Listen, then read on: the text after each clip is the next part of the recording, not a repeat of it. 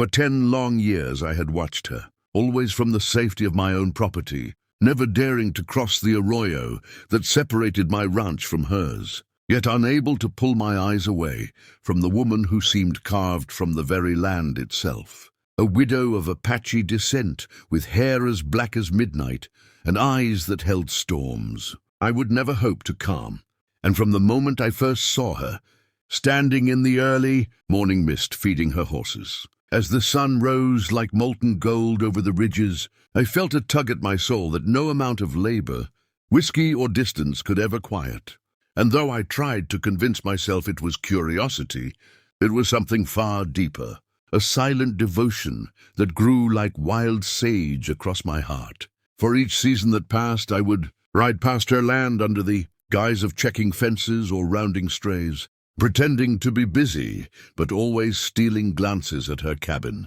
at the way she carried herself with a strength that seemed born from both grief and defiance, at the gentle rhythm of her hands as she braided her horses' manes or fixed a torn blanket, at the quiet humming she did that no one else ever heard but the wind. And though the townspeople spoke of her with reverence and fear, saying she was cold, unyielding, a woman who had lost too much, I began to know her in ways words could never convey, memorizing the tilt of her head in the afternoon sun, the shadow her body cast against the weathered wood of her cabin, the way her eyes would sometimes lift and meet mine from across the valley. Fleeting, but enough to make my heart stutter like a frightened colt. And I left small gifts along the fence, bundles of firewood, a sack of corn, a hand-carved wooden feather once polished to a dull silver. Little things I hoped would speak louder than my silence, and though she never returned them nor spoke of them, I began to notice traces of her. Acknowledgement, an arrangement of wildflowers by my gate, a fresh braid of horsehair hung on a post, a small pile of herbs left where I would see them, proof that she had felt me in some way,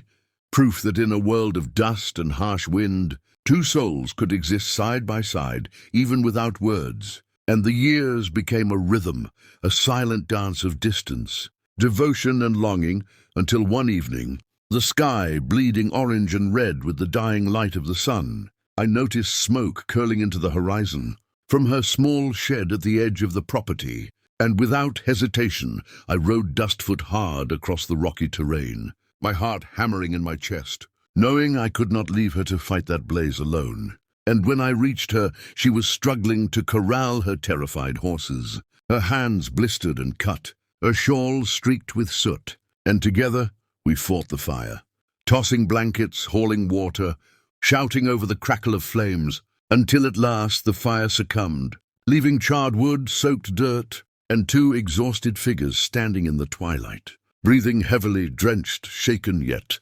alive. And in that moment she turned to me, her eyes catching the last rays of the sun, not with anger, not with fear, but with the calm recognition of someone who had known my presence for a decade and had perhaps been waiting for it to arrive. And she spoke in a low, quiet voice that carried the weight of years, saying, "I noticed you. I have for many years." And my chest felt both lifted and shattered. For 10 years of longing, of quiet observation, of silent love, all condensed into those few words, and I could only nod, feeling the heat of shame and relief and hope all at once. And as we walked back toward our respective cabins, side by side for the first time in a decade, yet still separated by land and unspoken fears, I felt the ground beneath me shift in a way I could not explain, as though the desert itself had conspired to align our hearts. And in the days that followed, she began leaving small tokens for me too,